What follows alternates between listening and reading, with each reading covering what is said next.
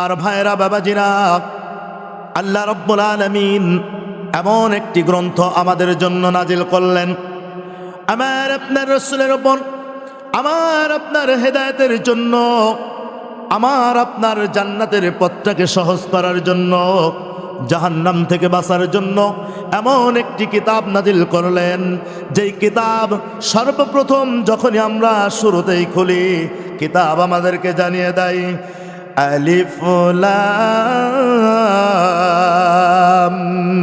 মিম যালিকাল কিতাবু লা রাইবা ফীহি। আলিফ লাম মিম যালিকাল কিতাব, এটা এমন একটি কিতাব, এমন একটি বিধান, লা রাইবা ফীহি, যার মধ্যে কোনো ভুল নাই, কোনো সন্দেহ নাই, ভুলের কোনো অবকাশ নাই। কোন আল্লাহু আকবার। তাহলে এখন এই কোরআন থেকে কথা শোনা যায়। আমি আজকে এই কোরআনুল কারীমের একটি সূরা, আল্লাহ রাব্বুল আলামিন এই কোরআনুল কারীমে আল্লাহ সুবহানাহু ওয়া তাআলা 114টি সূরা দান করেছেন। কতটি সূরা? 114টি সূরা। আমি 17 নম্বর সূরা, সূরাতুল বনি ইসরাঈল, সূরাটার নাম কি? বনি ইসরাঈল। এই সূরার 23 নম্বর আয়াতে কারিমাটি তেলাওয়াত করেছি। এর উপরে সংক্ষিপ্ত কিছু কথা বলার চেষ্টা করব ইনশাআল্লাহ।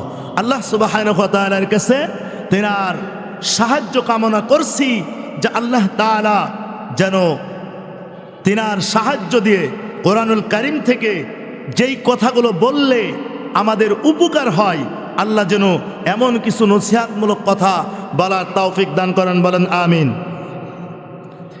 আল্লাহ রাব্বুল আলামিন বলেন, وَقَضَى رَبُّكَ أَلَّا تَعْبُدُوا إِلَّا إِيَّاهُ وَبِالْوَالِدَيْنِ إِحْسَانًا।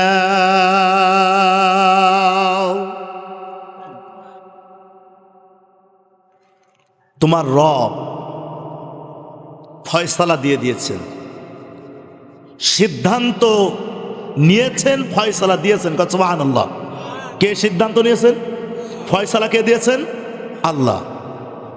ওয়াকাদা রব্বুকা, আমি তোমার রব বলছি, তোমার জীবন পরিচালনার ক্ষেত্রে তোমাকে ফয়সালা দিচ্ছি। আল্লাহ তা'বুদু, কারুর ইবাদত করবা না। কার ইবাদত ছাড়া? কার ইবাদত? এটা আওয়াজ দেখুন না, আল্লাহর ইবাদত। আল্লাহ রাব্বুল আলামিন বলেন, ইয়্যাকা না'বুদু ওয়া ইয়্যাকা নাস্তাঈন।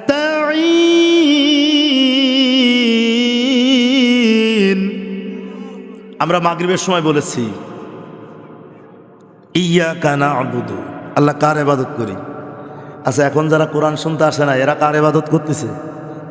হ্যাঁ, আল্লাহর ইবাদত করলে বাইরে থাকা যাবে? আমি যে কথা বলতেছিলাম যে আজকে আমাদের সমাজে একটা সমস্যা হলো যে হুজুর, আল্লাহ রাব্বুল আলামিন এই ব্যাপারে কি সিদ্ধান্ত দিয়েছেন আমরা কোরআন থেকে জানবো, আর আমরা কি করতেছি। এই সমস্যার সমাজ থেকে সমাধান করার দরকার আছে না নাই? আমার সন্তান নামাজ পড়ে না, কেন পড়ে না? আমার সন্তান আমার খেদমত করে না, কেন করে না? সমাধান দিবে কে? জোরে বলেন, সমাধান দিবে কে? আল কোরআন সমাধান দিবে। আমরা শুনতে চাই কিনা? কারণ সব সমস্যার সমাধান দিতে পারে। জোরে বলেন, দিতে পারে। সমাধান চাও যদি জীবনে মরণে, ফিরে যাও খুঁজে নাও, চোখ রাখো কোরআনে। সমাধান, ও সমাধান, এ বাণী সকলের নয় শুধু মুমিনের, এ বাণী সকলের নয় শুধু মুমিনের, যারাই চলবে মেনে ফল পাবে কোরআনের। ঠিক কিনা? এ বাণী সকলের। যারাই মানবে তারাই কি সুফল পাবে। তাহলে আমরা যদি আমার সন্তানের খেদমত নিতে চাই, সন্তান যদি দিনদারিত্ব বানাতে চাই, সন্তানকে যদি আল্লাহওয়ালা বানাতে চাই, তাহলে কোরআন থেকে সমাধান নিতে হবে। রাজি আছি না নাই? আল্লাহ রাব্বুল আলামিন বলেন, ওয়াকাদা রাব্বুকা আল্লা তা'বুদু ইল্লা ইয়্যাহু ওয়া বিল ওয়ালিদাইনি ইহসানা। আল্লাহ রাব্বুল আলামিন কোরআনুল কারীম দিয়ে ডাক দিয়ে বলেন, পৃথিবীর মানুষ, তোমার রব, তোমার মালিক আমি আল্লাহ সিদ্ধান্ত নিয়েছি, আমি আল্লাহ ফয়সালা দান করেছি, ফয়সালা দিয়েছি। এক নাম্বার হলো আল্লা তা'বুদু ইল্লা ইয়্যাহু, তোমাদের এক নাম্বার দায়িত্ব হলো, এক নাম্বার কাজ হলো সর্ব অবস্থায় আমি আল্লাহর গোলামি করবা। কার গোলামি? সর্ব অবস্থায় কার গোলামি? আল্লাহর গোলামি করতে হবে। এরপর আল্লাহ রাব্বুল আলামিন বলেন, ওয়াবিল ওয়ালিদাইনি ইহসানা। দুই নাম্বার হলো, ও দুনিয়ার মানুষ, তোমাদের দুই নাম্বার দায়িত্ব হলো, আমি আল্লাহর সিদ্ধান্ত হলো তোমরা দুই নাম্বারে ওয়াবিল ওয়ালিদাইনি ইহসানা, দুই নাম্বারে তোমরা তোমার পিতামাতার প্রতি ইহসান করবা। তাহলে দুই নাম্বার দায়িত্ব কি? আল্লাহ বলতেছেন দুই নাম্বার দায়িত্ব কি? পিতামাতার খেদমত করা। তাহলে পিতামাতার খেদমত করা এটা মনে হয় মুস্তাহাব, এটা কি ফরজ। নামাজ যেরকম ফরজ, পিতামাতার খেদমত করাটাও নির্দেশকার।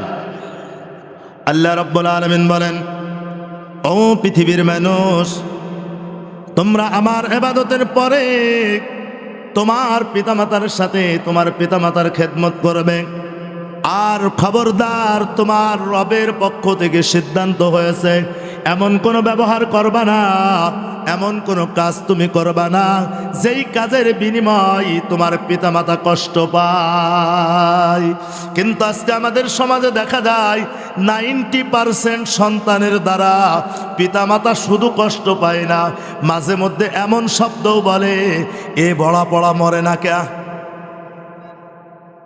এ মাইয়ে ফেললাম না কে। কি এ শব্দ ব্যবহার হয় কিনা? মনের কষ্ট হয় কিনা?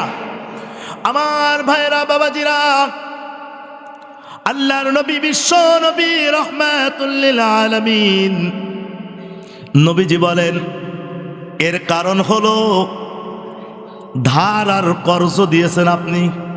কি দিয়েছেন? ধার দিলেও ফেরত পাওয়া যায়, কর্জ দিলেও ফেরত পাওয়া যায়। নাকি ভুল আছে? কর্জ দিলে কি ওটা আজ হোক আর 2 দিন পরে হোক পাওয়া যাবে।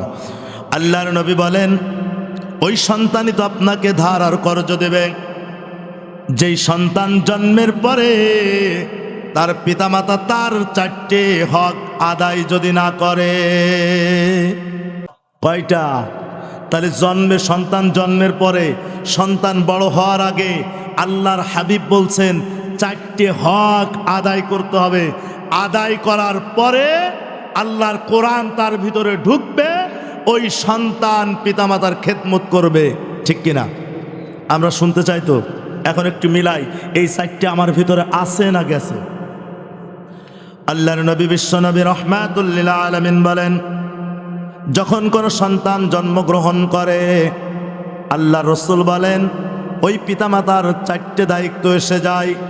যেই পিতামাতা এই 4টে দায়িত্ব সন্তানের পালন করবে, আল্লাহ রাব্বুল আলামিনের কোরআন তাকে বারবার স্মরণ করিয়ে দিবে, অবিল ওয়ালিদাইনি ইহসানা।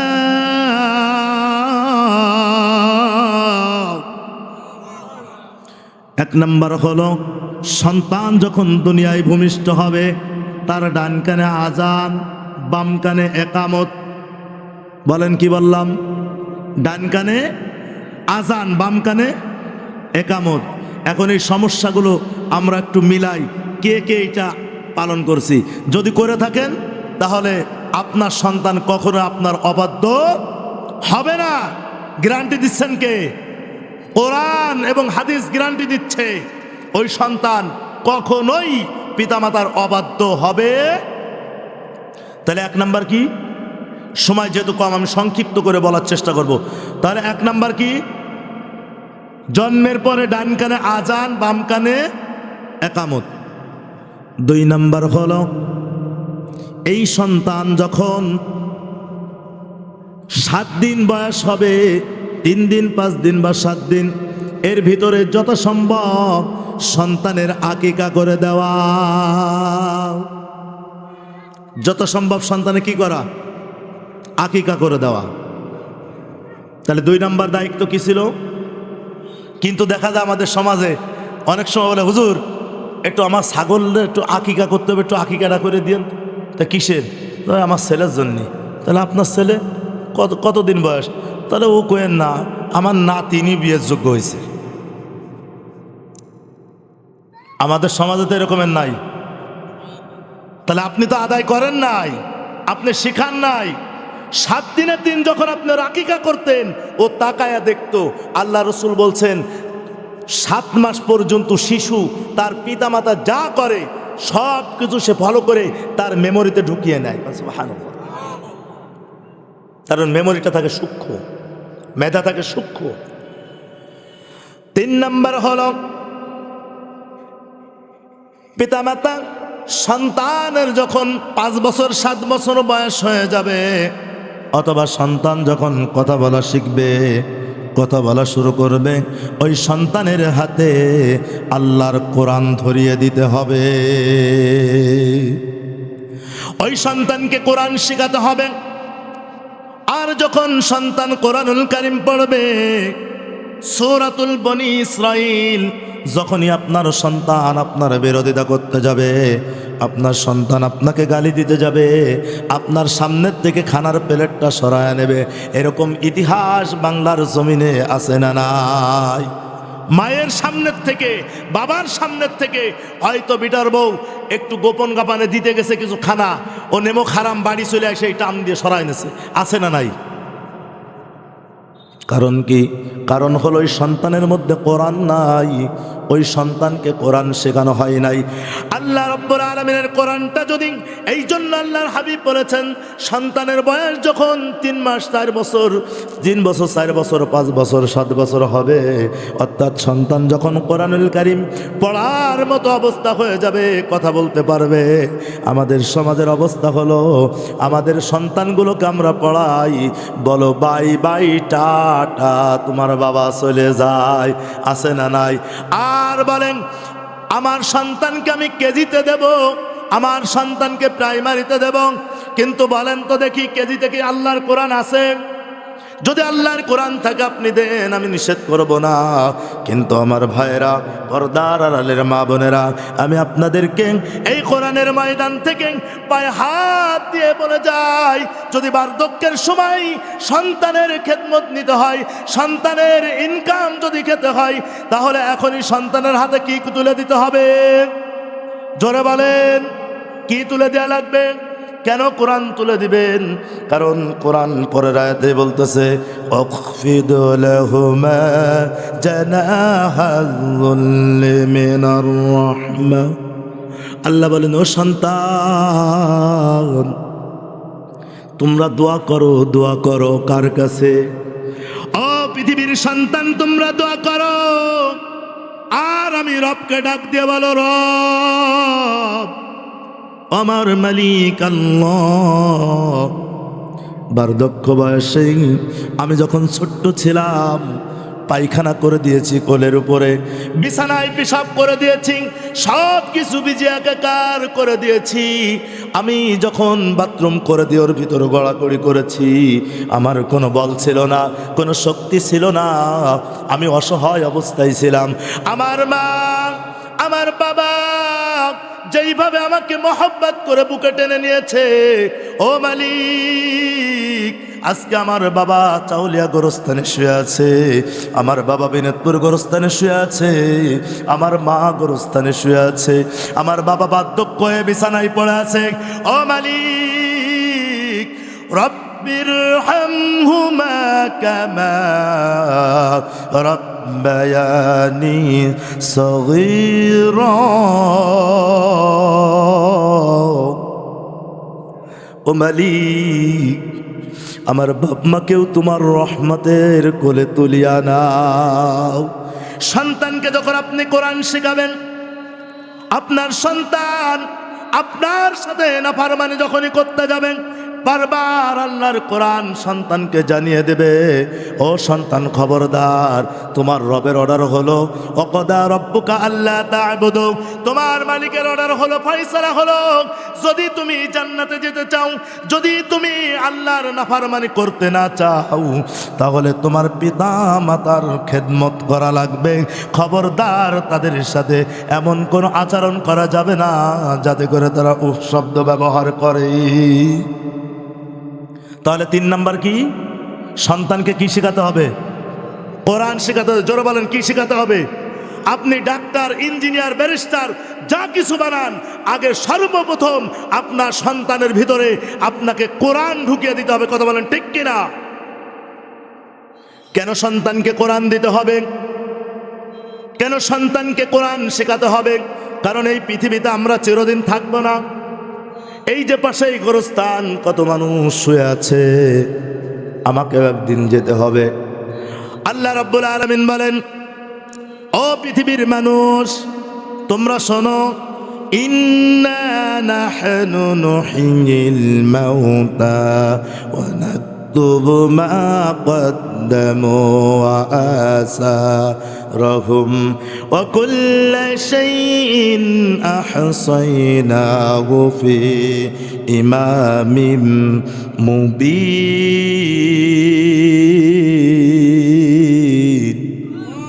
আল্লাহ রাব্বুল আলামিন বলেন, মানুষ তোমরা একদিন মরবা, তোমাদেরকে মরতে হবে। তবে তোমরা শুনে রাখো, শুনে রাখো, তোমরা মৃত্যুর পূর্বে যা কিছু পাঠিয়ে দিয়েছ, যা কিছু ব্যয় করেছ, সেটা ভালোর পথে হোক, কোরআনের পক্ষে হোক আর কোরআনের বিপক্ষে হোক, তোমার সন্তানের জন্য যেটা ব্যয় করেছ ওটা কোরআন শেখানোর জন্য হোক আর কোরআনের বিরোধিতার পক্ষে হোক, সবটার খবর জানেন যিনি, তিনি কে? আল্লাহ বলতেছেন, পৃথিবীর মানুষ, আমি আল্লাহ ওটার হিসাব রাখছি। আর তোমরা শোনো, তোমরা পৃথিবীর জীবনে যা কিছু ফেলে রেখে এসেছো, কিয়ামত পর্যন্ত প্রত্যেকটার হিসাব আমি আল্লাহ রেখে চলেছি। এই জন্য আমার ভাইয়েরা, বাবাজিরা, আমি এই আয়াত থেকে গবেষণা করে দেখলাম, এই আয়াত প্রমাণ করে দেয় মানুষ কিয়ামতের আগ পর্যন্ত মানুষের আমলনামা বন্ধ হবে না। ঠিক কিনা? আমরা বলি মৃত্যুর পরে আমলনামা বন্ধ হয়ে যাবে, আবার এটাও জানি হুজুর কোন কি, মৃত্যুর পরে সদকায়ে জারিয়া জারি থাকে। সদকায়ে জারিয়ার আমল কি থাকে? আমার ভাইরা, যেখানে সওয়াব আছে তার বিপরীতে কি আছে? একটু জোরে বলেন, কি আছে? যেখানে সওয়াব আছে তার বিপরীতে গুনাহ আছে না নাই? যেখানে জাহান্নামের কথা আছে ওর পাশেই জান্নাতের কথা আছে না নাই? তাহলে আপনি যে শুধু বসে আছেন সদকায়ে জারিয়া, ছেলে আলেম হয় নাই তাতে কি, হাফেজ বানাতে পারে নাই তাতে কি, মৃত্যুর পরেও সন্তান যত অপকর্ম করবে ও সন্তানের দায়ভার আমার কিছু না। আল্লাহর কোরআন বলে দেয়, আপনি যদি আপনার সন্তানকে কোরআন না শেখান, আপনার সন্তানের ভিতরে যদি দিন না ঢুকান, আল্লাহর কসম করে বলি, আল্লাহর কোরআন মিথ্যা বলে না। আল্লাহর কোরআন বলতেছে, আপনার সন্তান যত অপকর্ম করবে, আপনার সন্তান যত গুনাহের কাজ করবে, আপনি কবরে বসে ফিলাক্সিলোট পাইবেন। কিন্তু যদি আপনি আপনার সন্তানকে কোরআন শেখান, দিন শেখান, আপনার যখন মৃত্যু হয়ে যাবে, আপনার সন্তান আপনার পাশে বসে কোরআনুল কারীম তেলাওয়াত করবে, আপনার কবরের পাশে দাঁড়িয়ে দাঁড়িয়ে কোরআন তেলাওয়াত করবে, আপনার গোসল দিবেন, আপনার জানাজার নামাজ আপনার সন্তান পড়াবে। আমরা কে কে চাই যে আমার সন্তান আমার জানাজা পড়াকে? একটু হাত তুলে দেখাই, কে কে চাই যদি আমার সন্তান আমার জানাজার নামাজ পড়াবে? এখন এর ভিতরে কিছু আছে যে হুজুর আসলে তো এখন সন্তান মাদ্রাসায় পড়ানোর মতো নাই, নাতিপুতি হয়ে গেছে। আচ্ছা, সন্তান না পারুক, নাতিপুতি দেওয়ার মতো সুযোগ আছে না নাই? আপনি ওটাও পাবেন। সামনে আসতেছে কোরআনের মর্যাদা। আল্লাহ রাব্বুল আলামিনের হাবিব বলেন, কিয়ামতের ময়দানে এই পৃথিবীর কোনো কিছু উঠবে না, দুইটা জিনিস উঠবে মানুষের সাথে। জোরে বলেন কয়টা? কয়টা? দুইটা জিনিস কিয়ামতের ময়দানে উঠবে। এক নাম্বার হলো আল্লাহর কোরআন কিয়ামতের ময়দানে উঠবে, কান সুবহানাল্লাহ। দুই নাম্বার হলো পাশেই যে মসজিদ, এই মসজিদ কার ঘর? আল্লাহ রাব্বুল আলামিনের হাবিব বলেন, পৃথিবীর মধ্যে সব থেকে দামি জায়গা যদি তোমরা খোঁজো, তাহলে তোমরা খোঁজো আহাব্বুল বিলাদি ইলাল্লাহি মাসাজিদুহা ওয়া আবগাদুল বিলাদি ইলাল্লাহি আসওয়াকুহা। পৃথিবীর মধ্যে সব থেকে দামি জায়গা হলো আল্লাহর ঘর মসজিদ, আর সব থেকে নিকৃষ্ট জায়গা হলো বাজার। কিন্তু আমাদের দেখা যায় মসজিদে গেলেই যত যন্ত্রণা, কিরাত যদি লম্বা হয়, নামাজে যদি একটু দেরি হয়, চুলকানি আছে না নাই? কিন্তু ঘন্টার পর ঘন্টা বাজারে বসে আছে, কোনো কথা নাই। সাত দোকানদার যদি টেলিভিশন বন্ধ করে যদি কয় যে ভাই বেরো, কয় আরে তারা সামনে একটু আকর্ষণ আছে, একটু দেখে নি। ঠিক বললাম না ভুল বললাম? কিছু দাড়ি পাকা মুরব্বীও আছে, এ স্বভাবের, আছে না নাই? আমার ভাইয়ের আমি বলতে চাই, তাহলে আমাকে যদি কবরেও যদি আমাকে সব নিতে হয়, তাহলে সন্তানকে কি শেখাতে হবে? কোরআন শেখাতে হবে। কারণ কোরআনের এত দাম, কোরআনের তালবে ইলমের এত দাম। আল্লাহর হাবিব সাল্লাল্লাহু আলাইহি ওয়াসাল্লাম বলেন, আল্লাহর নবী বলেন, মাস্টার ভাই একটু আজান দেন গেছে। আল্লাহর নবী বলেন, যারা কোরআনুল কারীম শিখে, কোরআনের তালবে ইলম যারা হবে, আমাদের সমাজ আমরা দেখেছি যখন কোনো মানুষ মারা যায়, ওই মানুষটাকে সুন্দর করে কাফনের কাপড় পরাইয়া চকলেটের মতো মোড়াইয়া মোড়াইয়া কবরে রাখা হয়। কথা বলেন ঠিক কিনা? এরপরে আমরা জানি কবরের মধ্যে তিনটা প্রশ্ন করা হবে কিনা? এই প্রশ্ন করার জন্য যখন মুনকার নাকির ফেরেশতা আসবে, আল্লাহর হাবিব সাল্লাল্লাহু আলাইহি ওয়াসাল্লাম থেকে একটি বর্ণনা এসেছে, একটি হাদিস বর্ণিত হয়েছে। আল্লাহর হাবিব মুহাম্মদুর রাসূলুল্লাহ সাল্লাল্লাহু আলাইহি ওয়াসাল্লাম বলেন, যখন একজন মাদ্রাসার তালবে ইলম তার লাশটা যখন কবরে রাখা হবে, ওই তালবে ইলম কোরআনের পাখির লাশটা যখন কবরে রাখা হবে, এবার মুনকার নাকির ফেরেশতা আসবে কবরের মধ্যে। কারণ একজন দিনদারের কবর, আল্লাহর নবী বলেন, দিনদার যখন একজন নামাজি জান্নাতি ব্যক্তির কবর যখন তাকে যখন কবরে রাখা হবে, ওই বান্দা যত দূর পর্যন্ত তাকাইবে আল্লাহর কবরটা তত দূর পর্যন্ত আল্লাহ প্রশস্ত করে দেবে। এবার ফেরেশতা এসে খুঁজবে লাশটা গেল কই। কবরের মধ্যে যখন খুঁজবে লাশটা গেল কই, হঠাৎ করে ফেরেশতা তাকিয়ে দেখবে বিশাল আকৃতির একটা পাখি কবরের মধ্যে বসে আছে। পাখিটা ডানাটা ঝাপটা দিয়ে বসে আছে, যেন এমন অবস্থা যখন একটা মুরগি যখন উপরে আকাশে যখন চিল দেখে, দেখবেন তার বাচ্চাগুলোকে ট্যাটা করে ডেকে নিয়ে বগলের তলে পাখনার তলে রেখে সুন্দর করে বসে থাকে, আকাশের চিলটা যেন তাকে দেখতে না পারে। ওই ফেরেশতা কবরের মধ্যে দেখবে যে একটা পাখি ওইভাবে ডানাটা মেলে কবরটা বন্ধ করে বসে আছে। এবার ফেরেশতা ডাক দিয়ে বলবেন, পাখিরে, এই মুহূর্তে কিছু কয়েক সেকেন্ড আগে এই কবরের মধ্যে অমুকের সন্তান অমুকের লাশটা রাখা হলো। আপনার ঠিকানা গোষ্ঠী সব কিছু বর্ণনা করে দিয়ে বলবে, এই লাশটা গেল কোথায়, লাশটা গেল কোথায়। পাখির কথা আসে না, কোনো জবাব দেয় না, পাখি কোনো কথা বলে না। হঠাৎ করে ফেরেশতা আবার যখন প্রশ্ন করবে, পাখিরে এই লাশটা গেল কোথায়, একটু বলো তো দেখি। আমি আল্লাহর পক্ষ থেকে, আল্লাহর পক্ষ হতে আল্লাহ আমাকে যে দায়িত্ব দিয়েছে দায়িত্ব পালন করার জন্য এসেছি। ও পাখি, তুমি লাশটা গেল কোথায় একটু বলে দাও। এবার পাখি বলবে, ও ফেরেশতা, লাশটা দিয়ে কি করবা? বলে, তিনটা সওয়াল জবাব করব, তিনটা প্রশ্ন করব। এবার পাখি ডাক দিয়ে বলবে, না, আল্লাহর বান্দাকে তুমি পাইবা না। আল্লাহর বান্দা নীরবে, আমি পাখির পাখনার তলে ঘুমিয়ে আছে, আল্লাহর বান্দাকে ডাক দেওয়া যাবে না। কান সুবহানাল্লাহ। আল্লাহর বান্দাকে ডাকা যাবে না। আল্লাহর বান্দা পৃথিবীর জমিনে আল্লাহর কোরআন দিয়ে জীবন পরিচালনা করেছে, আল্লাহর কোরআন পড়েছেন, আমল করেছে।